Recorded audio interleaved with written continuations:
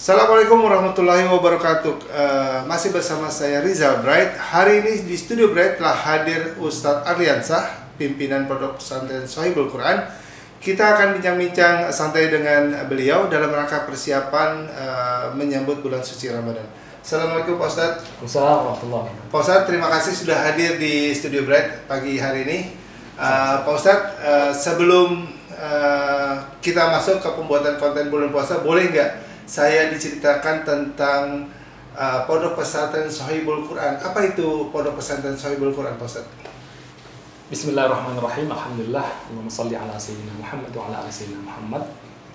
Alhamdulillah, segala puji bagi Allah Subhanahu wa taala. Salawat dan salam semoga tercurah kepada Rasulullah sallallahu alaihi wasallam. Amin. Kalau ditanya soal pesantren Shahibul Quran, sebagian kita telah sama-sama tahu insya Allah Pak Rizal dan teman-teman di Bright, karena kita pernah tinggal di satu atap. Betul, di daerah Innerbang, Condet. Ya. Pesantren Shahibul Quran itu lahirnya kurang lebih 10 tahun yang lalu. Kita pesantren yang fokus untuk mengkader penghafal Quran. Dari sekitar 10 tahun yang lalu itu santrinya cuma sekitar beberapa gelintir orang. Dan hari ini insya Allah santri kita sudah hampir 100 orang. Oh, Masya Allah. Ya, jadi yang laki-laki kurang lebih 30-an, yang perempuan kurang lebih 60-an. Dan alhamdulillah sudah mengkader para penghafal Al-Quran dari seluruh penjuru tanah air. Masya Allah. Dari mulai Aceh bahkan sampai Papua dulu. Masya Allah. Tapi sekarang Aceh sampai ke Sulawesi, Kalimantan, Nusa Tenggara Timur. Oh, baik. Jadi alhamdulillah hampir semua daerah ada perwakilan. Ada perwakilannya di Shahibul Quran ya, Pak Ustadz ya. Pak Ustadz, itu kan berdirinya kurang lebih 10 tahun yang lalu. Berarti sudah banyak santri yang sudah lulus, Pak Ustadz, atau khatam Quran ya, Pak Ustadz ya? Alhamdulillah, jadi kalau dihitung-hitung ya lumayan lah, karena memang pengkaderan Al-Quran itu butuh waktu yang cukup panjang. Ada model selesai dalam ziyadah namanya, atau penambahan hafalan yang hari-harinya ditambah satu halaman sehingga terkumpul menjadi 1 juz, kemudian bulan berikutnya 2 juz dan seterusnya. Tapi ada juga model mutqin, artinya dia memantapkan betul-betul hafalannya, bukan hanya per halaman per juz tapi seluruh Al-Quran yang 30 juz itu. Sehingga untuk target yang agak besar ini memang hanya beberapa orang saja yang mampu, orang-orang yang istilahnya itu dikasih mau hibah atau hidayah. Jadi dia dikasih kemampuan luar biasa untuk menyelesaikan satu Al-Quran 30 juz itu dalam waktu yang relatif cepat. Alhamdulillah ada beberapa orang dan mereka yang telah berhasil itu kita kasih hadiah umroh. Alhamdulillah. Nah, Pak Ustadz, setelah mereka lulus atau mereka sudah khatam, itu kan supaya tidak lupa, mereka harus apa yang harus dilakukan, Pak Ustadz? Memang Al-Quran itu dijadikan Allah Subhanahu wa taala sebagai bacaan yang tidak boleh dilepaskan. Jadi day by day bersama Al-Quran.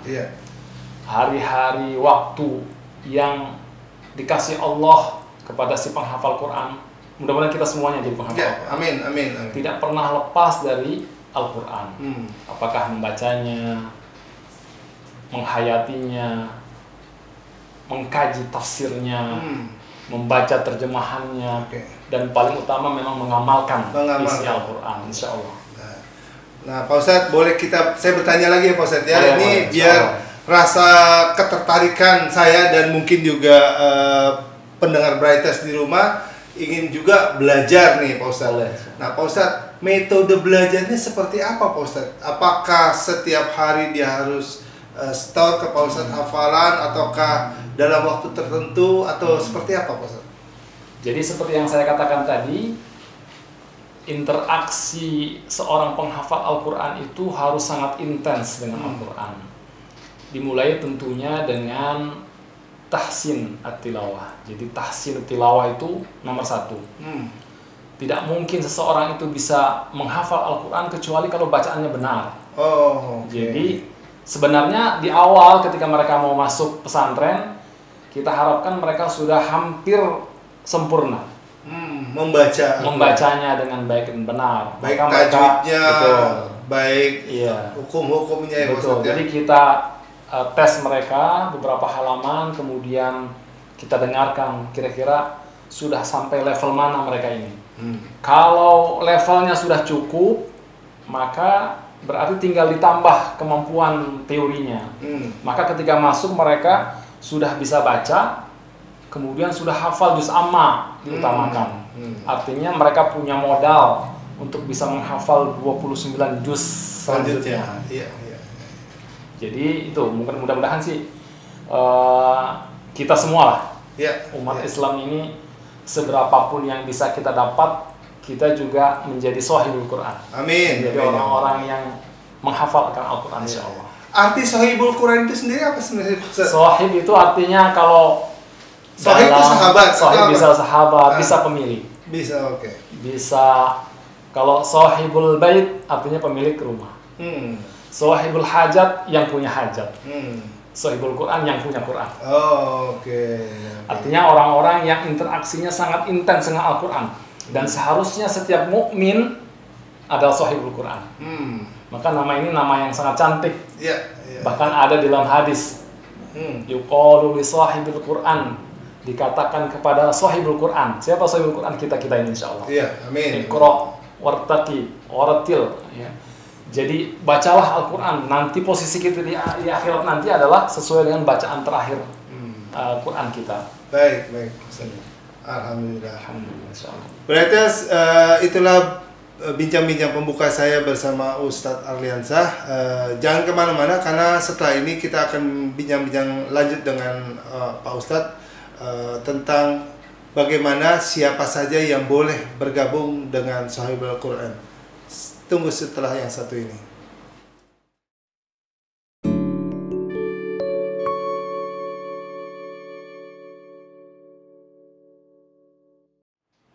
Balik lagi bersama saya Rizal Bright, masih bincang-bincang dengan Ustadz Arliansyah tentang Pondok Pesantren Sahibul Al-Quran.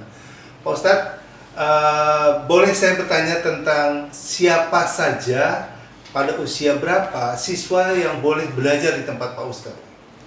Oke, secara umum siapa saja bisa belajar di Sahibul Quran. Hanya saja kalau yang nyantri, takhasus mukim 24 jam dididik di pesantren Sahibul Quran itu anak yang minimal umurnya itu 15 tahun. 15 tahun. Jadi kalau sudah lulus SMP lah kurang lebih, baru bisa bergabung bersama kita. Tapi dan itu mondok ya Mas? Dan itu mondok. Dan itu lebih utamanya sih yang lulus SMA. Jadi mereka secara kejiwaan sudah matang, kemudian juga dari sisi kemandirian sudah cukup. Artinya kita mendidiknya agak sedikit lebih enak gitu, mereka sudah agak besar. Sudah dewasa ya Pak? Sudah agak dewasa ya. Dan itu boleh berasal dari daerah mana saja Pak Ustadz? Apakah yang dekat-dekat sekitar Sahibul Quran aja, atau tadi Pak Ustadz sudah jelaskan ada yang dari Aceh, dari bahkan dari Papua, dari Kalimantan dan segala macam gitu? Iya, jadi insya Allah kita terbuka untuk seluruh kalangan dan seluruh masyarakat dari Sabang sampai Merauke. Yang ada di Indonesia? Yang ada di Indonesia, siapapun insya Allah bisa bergabung bersama kita. Jadi kalau berkenan, misalkan kalau bisa lihat di website kita, di Instagram, kemudian apa nama Instagram dan website Sahibul Quran. Sahibul Quran ya? Sahibul Quran Condet, insya Allah kita bisa dapatkan informasi tentang pesantren, insya Allah. Berapa biayanya Pak Ustadz yang diperlukan untuk ikut di Sahibul Quran? Kalau bicara soal biaya, alhamdulillah kita sebenarnya dari zaman awal itu nggak ada biayanya. Oh, gratis Pak Ustadz? Gratis, ya. Jadi siapapun yang ingin belajar boleh silakan datang, boleh. Bawa baju, bawa pakaian, bawa perlengkapan, kemudian belajar 24 jam mondok di pesantren. Boleh, insya Allah. Untuk konsumsi makan, keperluan hari-hari gimana Pak Ustadz? Ya alhamdulillah ada sahabat-sahabat kita yang mensupport. Masya Allah. Jadi dari infak beras Jakarta, kemudian dari ya orang-orang terdekat, termasuk Haji Rizal yang mensupport pesantren Sohibul Quran. Dari Bright yang mensupport Sohibul Quran, Insya Allah. Ya. Insya Allah begitu. Mudah-mudahan dimudahkan lah, dilancarkan semua. Jadi Brightest bagi siapapun yang ingin belajar khatam Quran di Sohibul Quran boleh datang. Tadi persyaratannya bukan persyaratan sih ya, tapi diharapkan yang sudah mandiri, lulusan SMA, walaupun sebenarnya usia di atas 15 tahun boleh aja datang maksudnya atas restu kedua orang tuanya pastinya Pak Ustadz ya. Baik. Jadi Brightest buat teman-teman yang ingin belajar khatam Quran boleh datang ke Sohibul Quran. Siapa yang bisa dihubungi Pak Ustadz, atau mereka datang langsung ke Jakarta ke Sohibul Quran atau harus mendaftar dulu atau bagaimana Pak Ustadz? Kalau kita lihat di website itu ada beberapa tempat. Jadi di pusatnya itu di Gang Makfiroh, daerah Condet. Semuanya di Condet, kecuali sekarang kita lagi buat pesantren di daerah Situ Ilir Bogor. Oke. Mudah-mudahan nanti ada lagi cabangnya di kampung saya di Sumatera Selatan. Sumatera Selatan ya. Jadi untuk sementara yang ingin berminat tinggal buka websitenya, tinggal buka Instagramnya, di situ ada alamat, data dan segala macamnya. Silakan hubungi, silakan isi form, kemudian tinggal berlanjut ya Pak Ustadz ya. Seperti itu ya Pak Ustadz ya. Alhamdulillah untuk tahun ini yang putri itu mungkin sudah hampir 80 yang daftar. Yang daftar. Sudah daftar 80. Sudah daftar 80. Berarti belum datang nih Pak Ustadz ya, udah daftar ya. Mereka daftar online, kemudian dites, kemudian diwawancara. Kira-kira yang akan diterima itu karena berdasarkan kuota tempat sekitar 30 untuk sementara ini ya. Boleh dibilang setengahnya akan berguguran.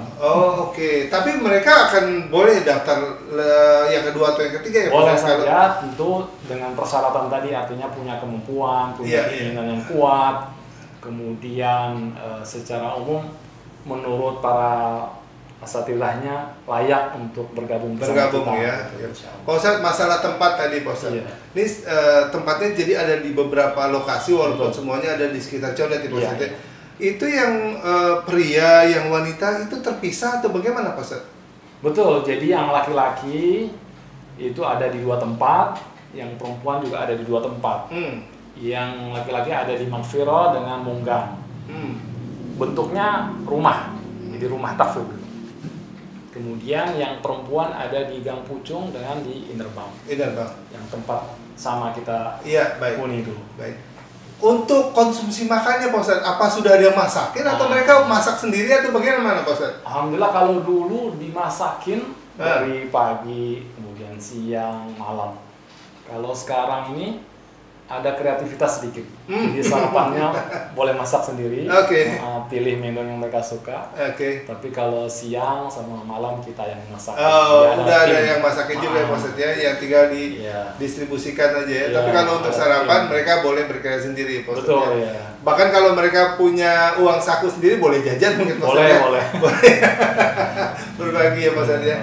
Baik Pak Ustadz. Nah, di dalam perjalanan ini Pak Ustadz, misalkan di hari-hari tertentu, entah hari raya, entah hari misalkan ada kegiatan di rumah dan segala macam, mereka bisa izin pulang atau seperti bagaimana Pak Ustadz?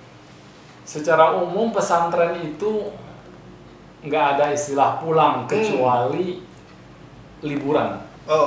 Artinya kalau di pesantren anak saya dalam 1 tahun 10 bulan nyantri. Kemudian pulang sebelum Ramadan, balik lagi ke pesantren setelah Syawal. Artinya 10 bulan nyantri, 2 bulan di rumah. Kalau di pesantren kita ya insya Allah sama, hanya saja liburnya justru malah lebih singkat gitu.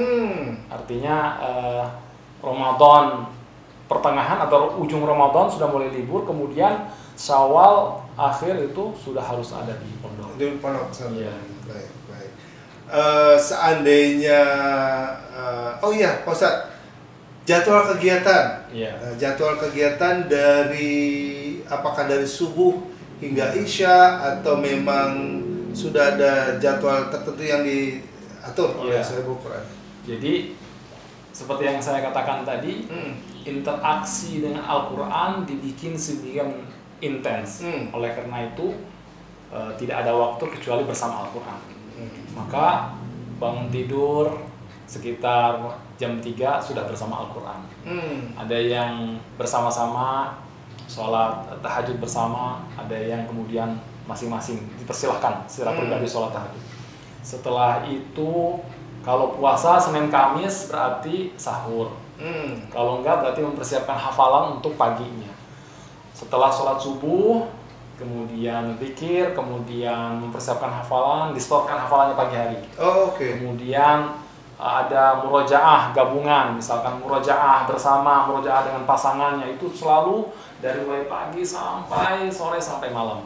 Jadi isinya Quran lagi, Quran lagi, Quran lagi. Di beberapa waktu misalkan ada kajian atau taklim, apakah itu hadis arba'in, apakah sirah nabawiyah, apakah jazariyah.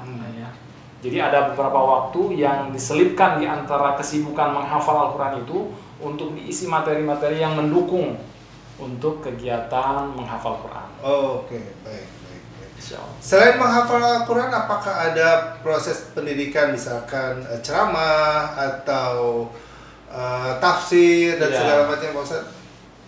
Sebenarnya yang ideal seperti itu, tapi kadang-kadang memang ada keterbatasan, apakah waktu, SDM dan seterusnya. Maka ada semacam pelatihan mandiri dalam hal ceramah atau khutbah itu. Jadi mereka meluangkan satu waktu dalam satu pekan untuk belajar, belajar ceramah, belajar khutbah. Dan itu sebenarnya akan sangat bermanfaat ketika mereka diutus untuk berdakwah di kampungnya. Seperti yang sekarang ini ada santri yang diutus untuk KKN, kuliah kerja nyata di Sumatera itu. Mereka betul-betul merasakan manfaatnya. Jadi ada proses pengiriman juga ya setelah lulus, mereka ditempatkan atau mereka memang berkarya di tempatnya masing-masing? Boleh dibilang sebelum lulus pun harusnya sudah berkarya atau sudah bermanfaat buat mereka. Jadi ada banyak santri yang diminta untuk mengajar di tetangga-tetangga kita. Kemudian diminta juga untuk mengajar di beberapa perusahaan sebelum pandemi ini ya. Kemudian kalau mereka hampir selesai, artinya sudah kurang lebih 2 tahun di pesantren, mereka dikirim KKN ke beberapa daerah termasuk di Sumatera tadi. Nah, Pak Ustadz, sebelum mengakhiri sesi kedua nih Pak Ustadz, satu pertanyaan lagi boleh Pak Ustadz? Boleh. Kira-kira ini masing-masing orang pasti beda-beda nih dalam menempuh waktu hatamnya nih Pak Ustadz ya. Tapi boleh nggak Pak Ustadz memberi gambaran kira-kira berapa lama seseorang bisa hatam sebuah Al-Quran Pak Ustadz? Kalau tadi di awal saya katakan ziyadah atau penambahan hafalan itu 1 halaman sehari, maka 1 bulan menjadi 1 juz. Untuk menjadi 30 juz berarti 30 bulan. Jadi secara umum 3 tahun. Santri itu 3 tahun menyelesaikan hafalannya. Tapi ada santri yang bisa setahun. Masya Allah. Jadi kalau dengan jiddiyah atau kesungguhan, mujahadah yang luar biasa, mereka hanya menempuh 1 tahun saja. Orang-orang ini biasanya yang kita umrohkan. Jadi mereka yang bisa menjadi contoh buat adik-adik kelasnya. Adakah gelar atau titel? Ini kan kalau berbicara pendidikan formal Pak Ustadz ya, yang didapatkan dari lulusan santri ini Pak Ustadz. Kalau saya suka menamai santri itu, terutama di phonebook, jadi Eski. Artinya Sahibul Quran. Sahibul Quran, Kalau di sono, di Institut IIQ, mereka Eski juga sarjana Quran. Jadi sama gelarnya. Sarjana Quran ya, sarjana IIQ, sarjana Quran, tapi ini Sahibul Quran. Iya betul. Tapi umumnya setelah mereka hatam, apakah mereka boleh dipanggil ustadz atau ustazah? Ya, jadi kalau ustazah dan seperti apa? Umumnya panggilan itu sebenarnya gelar yang disematkan oleh masyarakat ya. Ketika mereka memberikan manfaat buat masyarakat. Betul. Artinya walaupun belum selesai Qur'annya, tapi mereka sudah mengajar. Contoh tadi ya, santri-santri KKN. Ketika melihat mereka baca Qur'annya indah, menyejukkan hati, kemudian mereka bisa kasih tausiah, bermanfaat buat masyarakat, otomatis masyarakat bilang, oh itu Ustadz gitu. Padahal mungkin mereka sendiri juga agak ragu ya, saya belum Ustadz gitu. Tapi melihat kemanfaatannya masyarakat. Ustadz itu memang gelar yang diberikan masyarakat atas kemampuan dia memberikan ilmu ya maksudnya. Iya, betul. Baik Pak Ustadz. Brighters, itulah bincang-bincang saya dengan Ustadz Arliansah di sesi kedua. Masih ada satu sesi lagi, jangan kemana-mana setelah yang satu ini.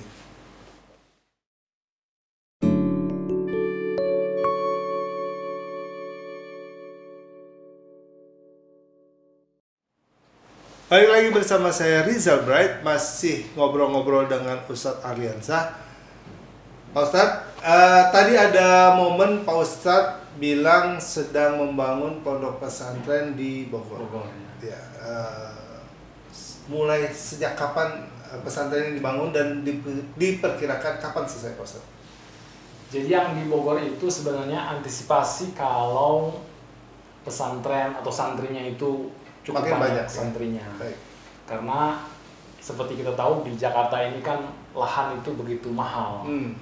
Dan lahan atau tempat yang kita tempati di Jakarta ini semuanya boleh dibilang dipinjamkan ya oleh orang yang baik lah, muhsinin, Pak Haji di sekitar Condet. Ada berapa Pak Haji? Pak Haji Faisal, Pak Haji Faisal, Pak Haji Edi, Pak Haji siapa lagi, ada beberapa haji yang dengan mengikhlaskan merelakan tempatnya untuk digunakan untuk rumah hafiz ya Pak Ustadz ya. Belum dihibahkan, belum juga diwakafkan, tapi sudah mempersilahkan saja sudah Masya Allah. Tapi kita tidak tahu ke depan nanti seperti apa, oleh karena itu kita harus antisipasi. Kita harus ada tempat yang relatif luas. Oleh karena itu sejak setahun yang lalu kita mengadakan pembelian tanah di sana, wakaf tanah, dan sekarang alhamdulillah ada sekitar 1 hektar di Situ Ilir, Bogor, dekat pesantren, dekat IPB. Oke. Baranang Siang?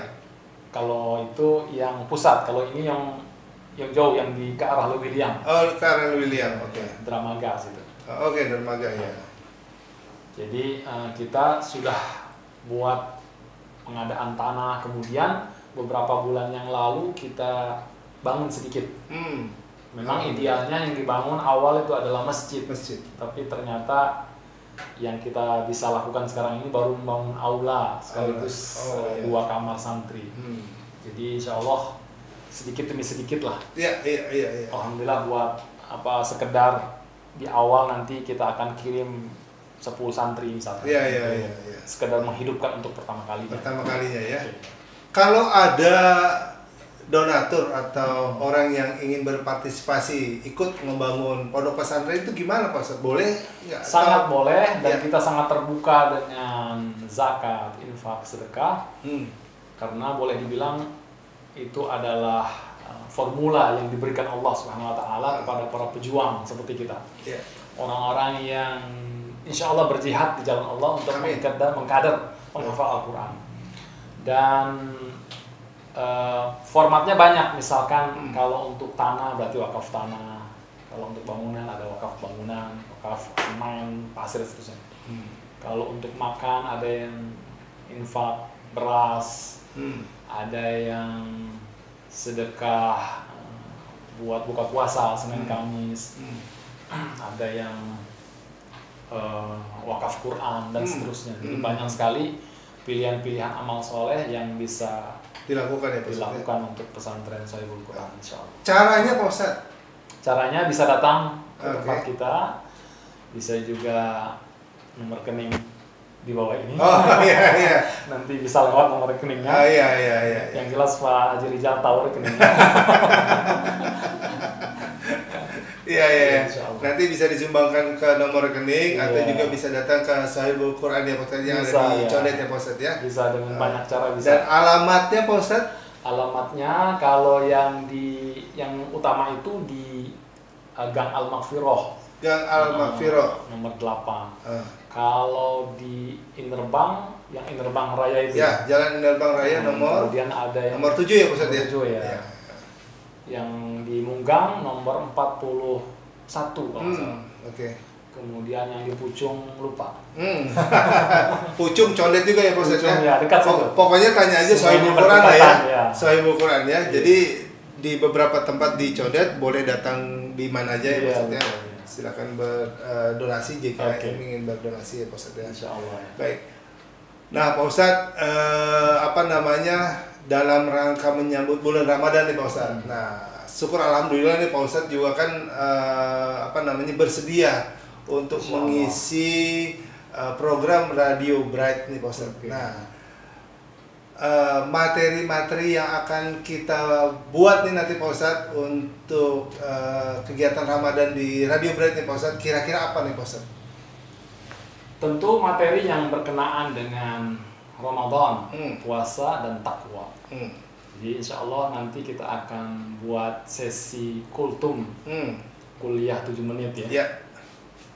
Diawali mungkin dengan takwa, kemudian hubungan antara Al-Quran dan Ramadan, kemudian tentang sedekah dan seterusnya. Artinya kita akan buat sesi-sesi singkat, ceramah singkat tentang Ramadan dikaitkan dengan amal-amalan soleh. Amin. Ya, baik Pak Ustadz. Pak Ustadz, terima kasih atas kehadiran di Studio Bright Pak Ustadz, dan insya Allah Sahibul Quran tetap berjalan sesuai dengan harapannya. Dan Brighters buat teman-teman yang mendengarkan acara ini, jika ingin turut berpartisipasi dalam membangun amal jariah dan Sahibul Quran, bisa menghubungi Radio Bright atau juga bisa berhubungan langsung dengan Sahibul Quran di wilayah Condet, atau di salah satunya yang saya hafal adalah di Jalan Innerbang Raya nomor 7 Condet. Sekali lagi Pak Ustadz, terima kasih atas kehadirannya. Mudah-mudahan acara kultumnya berjalan dengan lancar Pak Ustadz. Ya kita nggak lama lagi Pak Ustadz, bulan puasa ya Pak Ustadz, nggak terasa ya. Kalau kita masih diberi kesehatan dan umur, kita akan sambut bulan puasa di. Mudah-mudahan Allah panjangkan umur. Ya, diperkirakan pertengahan April. Iya. Baik. Sebulan lagi. Sebulan lagi ya maksudnya, Masya Allah. Baik, Brothers, itulah bincang-bincang saya sama Ustadz Arliansah. Di waktu yang tidak akan lama lagi kita akan mendengarkan kultum-kultumnya Ustadz Arliansah beserta santri-santri dari Sahibul Quran. Wassalamualaikum warahmatullahi wabarakatuh.